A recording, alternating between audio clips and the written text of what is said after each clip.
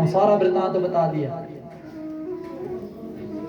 अब बहन ये सोचकर आई थी कि उसकी नजर तो धन पर थी, किसके पास धन तो बहुत है पर खाने वाला कोई नहीं है, और मेरे पास धन बिल्कुल नहीं है, खाने वाले 5-6 हो गए हैं। अब उसको तो ये था कि इसके पुत्र हो गया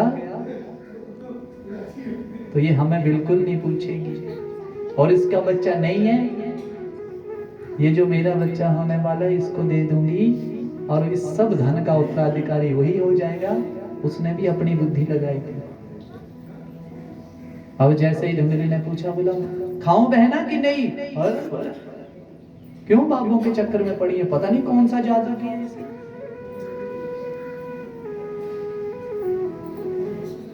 ये संत ऐसे ही होते हैं।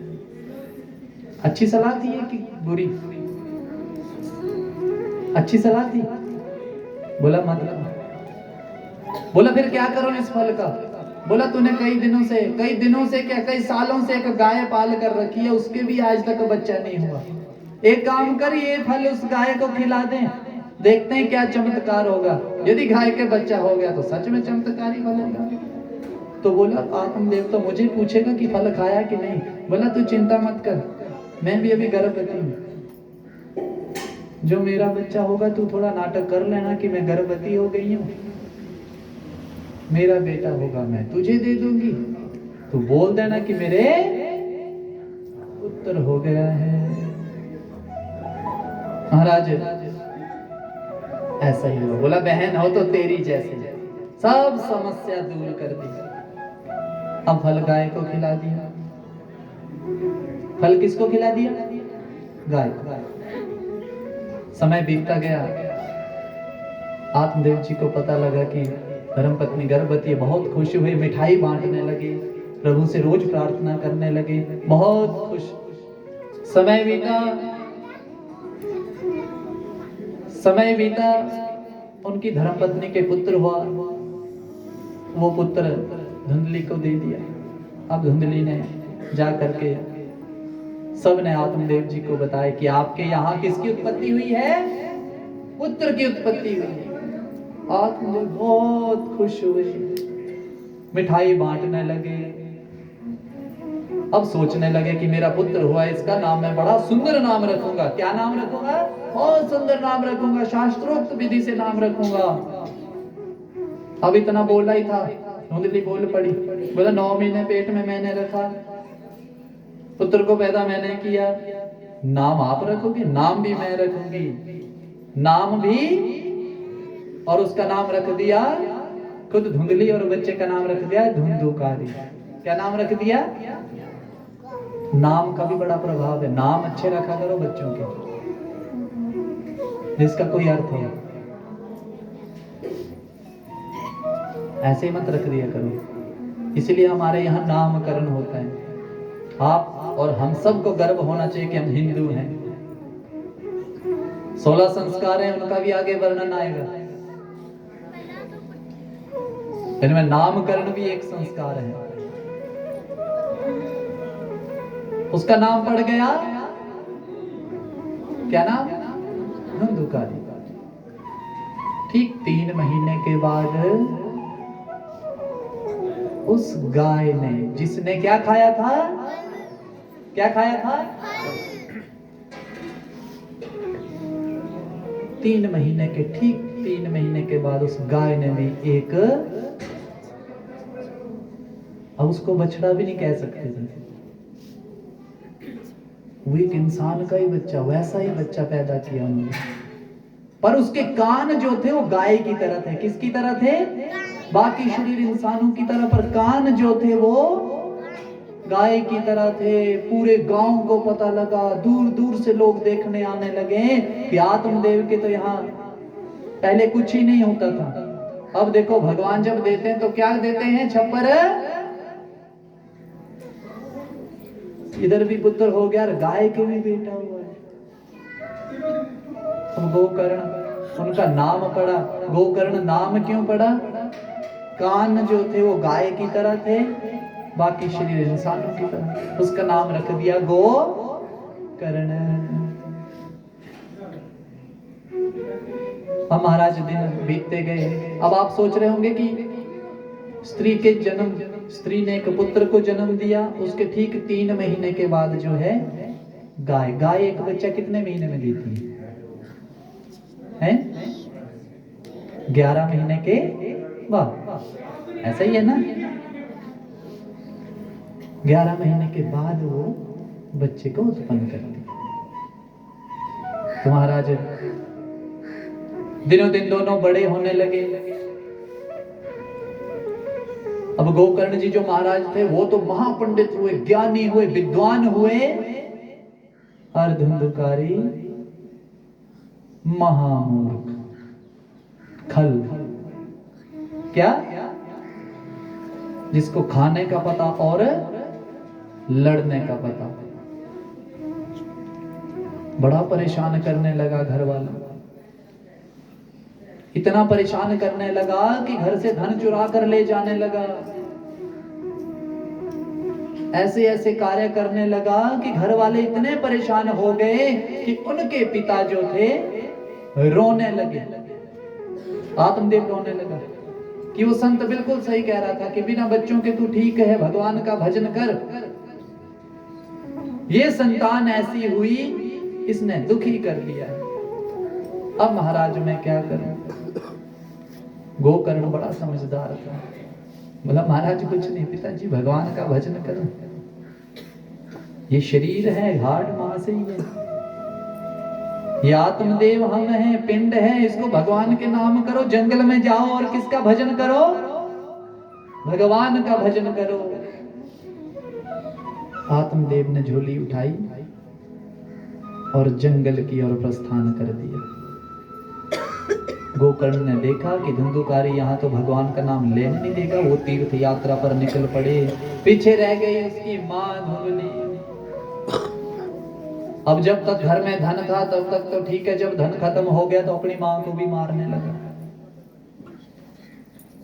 अपनी मां को भी वो मारने लगा कि कहां छुपा के रखा है धन, बता, नहीं तो मैं तुझे maर डालूंगा। ऐसे ऐसे कार्य करने लगा। एक दिन दुखी होकर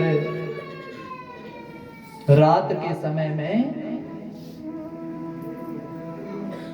धुंधुकारी की माता धुंधली साथ ही में एक कुआं बना था, उसमें जाकर एक छलांग लगा दी और अपने आप का शरीर वहां त्याग दिया। अब महाराज वो रह गया। अब धुंधुकारी जो था अपनी मनमानी करने लगा। अपनी मनमानी करते करते 5 वैश्याओं को घर ले आया। वैश्याओं ने मांग की कि हमें धन चाहिए, सोना चाहिए, नए नए वस्त्र चाहिए। तो चोरी करने चला गया, राजा के महल से चोरी करके ले आया। वैश्याओं ने देखा कि ये तो सारा धन, सारा ये वस्त्र राजघराने के हैं। उनके सैनिक जब ढूंढेंगे हम पकड़े जाएंगे तो इसके पीछे हम भी मारे जाएंगे। इसलिए उन 5 वैश्याओं ने उस धुंधुकारी को पकड़ा और वहीं पर मार डाला। मारने के बाद उसी के घर में उसे दबा दिया। इस बात का पता गोकर्ण को लगा। गोकर्ण जी महाराज बड़े दुखी हुए। जैसे ही दुखी हुए और गया चले गए। गया जाकर उसने अपने भाई का श्राद्ध कर दिया, उनके नाम के पिंड दान कर दिए। पिंड दान करके घर आ गए। अब जैसे घर आए, उस घर में गए, रात को शयन करने लगे। महाराज जब शयन करने लगे तो वहां अजीब सी आवाजें आई। कभी घोड़े की आवाज आई, कभी कैसी डरावनी डरावनी आवाजें आई, कभी भेड़ की आवाज आई। जो कमंडलों में जल था वो लिया और उस आवाज के ऊपर फेंका। तो जब आवाज के ऊपर फेंका तो उसमें से धुंधुकारी की आवाज निकली। इतना पापी था, सोचो कि इंसानी आवाज में भी बात नहीं कर सकता। जब उस जल का स्पर्श हुआ, पवित्र जल का, तो आवाज निकली। गोकर्ण जी ने पूछा कि कौन हो आप? महाराज धुंधुकारी, आपका भाई धुंधुकारी हूं मैं। सारे कृत्य बताए कि मैंने ये काम किए थे, ये मेरी गति है। हाथ जोड़ रहा हूं भ्राताश्री, मेरी मुक्ति करवा दीजिए, मेरी मुक्ति करवा दीजिए। बोला ठीक है। अब उसकी मुक्ति के लिए कुछ उपाय, जैसे ही सुबह हुई, गांव में जितने भी संत थे, बड़े बुजुर्ग थे, सबसे पूछा कि ऐसा हुआ, क्या ऐसा किया जाए जिससे उसकी मुक्ति हो, प्रेतत्व से छूटे। महाराज बोला पिंड दान करो। बोला मैं गया जाके पिंड दे आया, और धुंधुकारी खुद कह रहा है कि मेरा 1000 पिंड दान भी कर दो तब भी मेरी मुक्ति, इतना पापी हूं मैं। तो गोकर्ण जी महाराज ने सूर्य भगवान की उपासना की। सूर्य भगवान ने प्रसन्न होकर कहा कि आप सत्कर्म करो। क्या करो? और सत्कर्म क्या है? क्या है? श्रीमद् भागवत महापुराण, इसकी कथा करो। लो जी, वहां भी कथा की तैयारियां होने लगी। श्री कृष्ण गोविंद हरे मुरारे, हे नाथ नारायण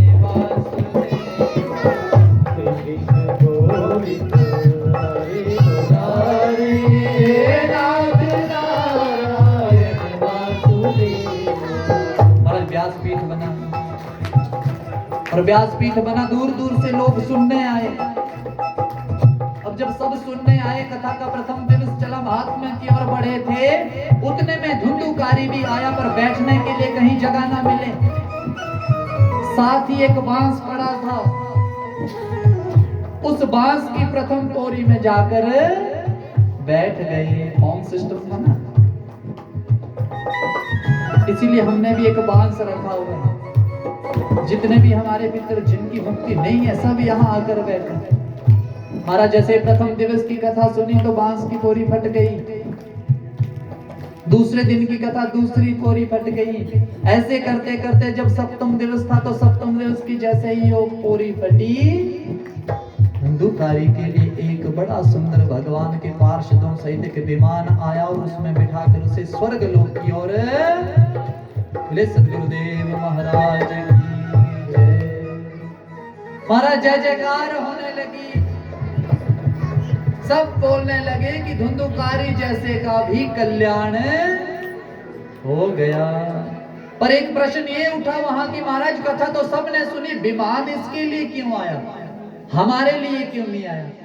बोला जो जिस भावना के साथ कथा सुनने बैठेगा, उसे उसी भावना के हिसाब से फल मिलेगा। ये अपनी मुक्ति के लिए बैठा था तो मुक्त हो गया, स्वर्ग से विमान आ गया पार्षद ले। यदि आप भी बोला ऐसे सुनेंगे तो आपकी भी मुक्ति। लो महाराज दोबारा कथा शुरू हुई, सबने मुक्ति का ही सोचा और सबके लिए अलग अलग विमान लेने आए। ऐसी ये भागवत कथा है जिसको आज आप श्रवण, एक बार दोनों हाथ उठा के बोले बांके बिहारी लाल की।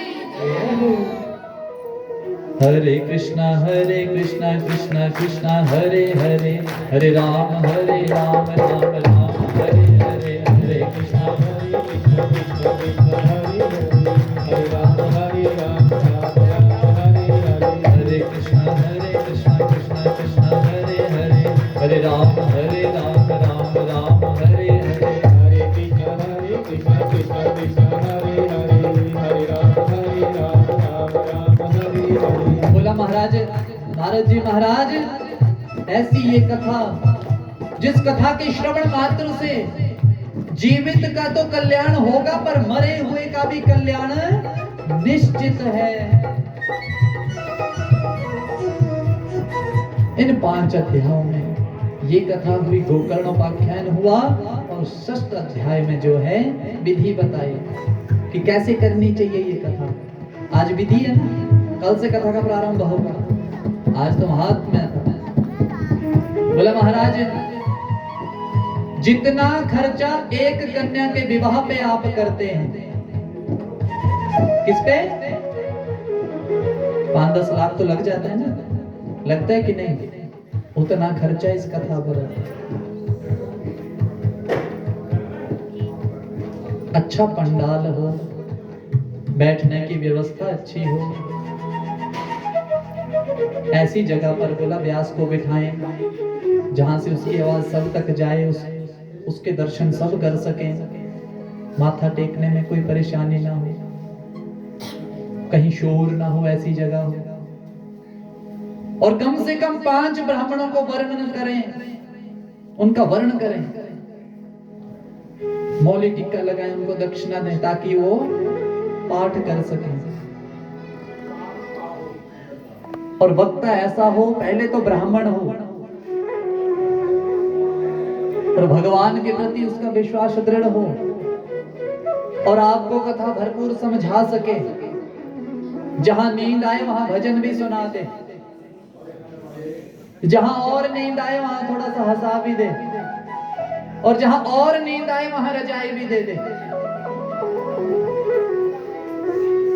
तो मैंने देखा सोने वाले कोई नहीं है यहाँ, सराय निवासी हैं। मैं एक बार फिर आप सबको बधाई दूंगा, आपने ये आयोजन किया, ऐसे बढ़ चढ़कर आप भाग लें, किसी चीज की कमी ना आने दें, क्योंकि मेरे को तो लगता है किसी चीज की अब कमी नहीं, सब कमियां पूरी हो गई। प्रथम दिवस होता है, थोड़ा लगता है कि ये हो गया वो हो गया, और आज सब सेट कर दिया आपने। कल से ठीक 12 बजे हम कथा प्रारंभ करेंगे, सुबह पूजन होगा, उसके बाद हवन होगा, हवन के बाद जो चाय पान आपकी व्यवस्था होगी, ठीक 12 बजे से पहले हम जो है पंडाल में आ जाएंगे, कथा का प्रारंभ करेंगे और ठीक 4 बजे से पहले हम आरती करना शुरू कर देंगे। देखो समय का बिल्कुल ध्यान, क्योंकि काल ये भी भगवान ही है, समय का हम ध्यान नहीं रखेंगे तो समझो भगवान को हम नहीं पा सकते। इसलिए बिल्कुल ध्यान रखें, अपने आप को बचा के रखें और जितना हो सके इस बीमारी से भी बचें, मास्क जरूर साथ रखें, थोड़ा दूर दूर होकर बैठें ताकि हम सब ठीक भी रहें, तंदुरुस्त भी रहें। और जो आए उनको धन्यवाद, जो नहीं आए उन तक शायद ऊपर स्पीकर लगे, आवाज जा रही होगी, उनका भी बहुत धन्यवाद, वो भी एक कथा सुने। अब सब ने अपने अपने स्थान पर खड़े होके भगवान जी की आरती, हमारे पंडित जी आरती करेंगे। आरती का मैं आप सबको बता दूं कि करवाना तो मैं सबसे भी करवा दूं आरती, पर ऐसे धक्का मुक्की होगी सब, इससे अच्छा आप बस दर्शन कर लो। दर्शन भी कर लिए तो समझो आरती आप ही कर रहे हैं। थोड़ी सी आंख बंद करके ध्यान लगा दो कि आरती कौन मैं कर रही हूँ, कौन मैं कर रहा हूँ या कर रही हूँ। ठीक है, हरे श्री बांके बिहारी लाल की जय।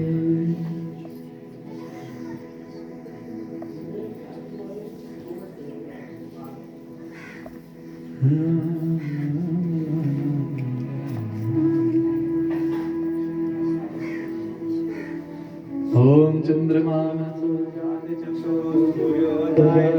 श्रोत्राद्वाय च प्राणश्च मुखादग्निरजायत।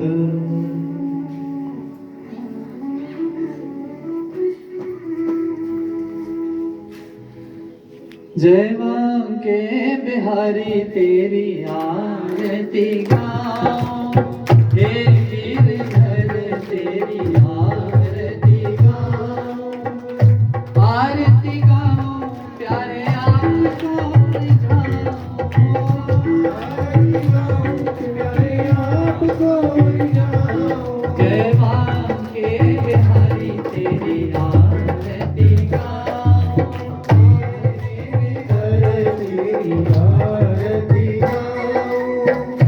और मुकुट प्यारे शीश पे सोए, और मुकुट प्यारे शीश पे सोए, प्यारी बंसी मेरो मन मोहे, प्यारी बंसी मेरो मन मोहे। देख छवि में तो बलि बलि जा आके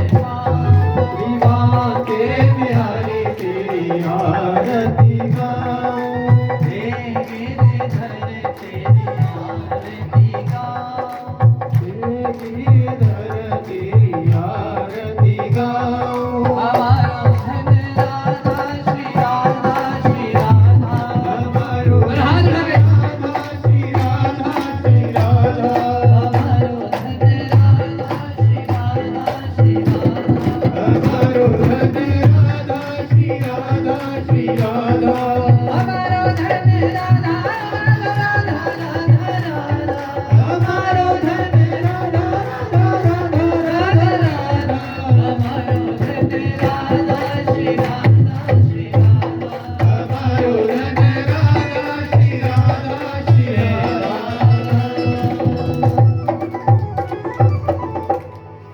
कर्पूर गौरम करुणावतारम संसार सारम भुजगेन्द्रहारम सदा वसंतम हृदयारविंदे भवानी सहितं नमामि त्वमेव माता च पिता त्वमेव बन्धु च सखा त्वमेव विद्या च नवीनं त्वमेव सर्वं मम देव देव त्वमेव सर्वं मम देव देव हरिलाल की ओम जगन्नाथदेवास्तानि धर्माणि प्रथमान्यासन्न तेनाकं महिमानः सचत्तन्न पूर्वे साभ्यः सन्ति देवा मानास्तिकं च समर्पयामि ओम देववन्दनं आत्मवन्दनं दिग्वन्दनं महा ओम देव शान्तिरन्तरिक्षं शान्तिः निखिलं शान्तिरोपदयः शान्तिर्वनस्पतयः शान्तिर्विश्वे देवाः शान्तिर्ब्रह्म शान्तिः सर्वं शान्ति शान्तिरेव शान्ति शामा शान्तिरेव शान्तिर्भवतु ओम शान्ति शान्ति शान्ति ओम छींटे देते ये पंडित कह रहे हैं हमें ठंडा होना ना पानी बोले श्री राम के हरिलाल की जय। तो सभी बारी बारी से मत्था टेक लें और अपना अपना स्थान ग्रहण करें मत्था टेक के। जो भी प्रसाद की व्यवस्था है, जितने भी यहाँ के सदस्य हैं सभी आपको प्रसाद देंगे, बिल्कुल बिना शोर किए, शोर नहीं करना है। आज मुझे पता लगे कि आपने कथा सुनी कि नहीं, बिल्कुल बड़े भाव से आरती लो, मत्था टेको और अपना अपने स्थान पर बैठो, थोड़ा पीछे होकर, ताकि यहाँ आगे होकर ना खाएं, कुछ पीछे हो। जो भी व्यवस्था होगी सभी को प्रसाद मिलेगा। बोले श्री राम के हरिलाल की जय।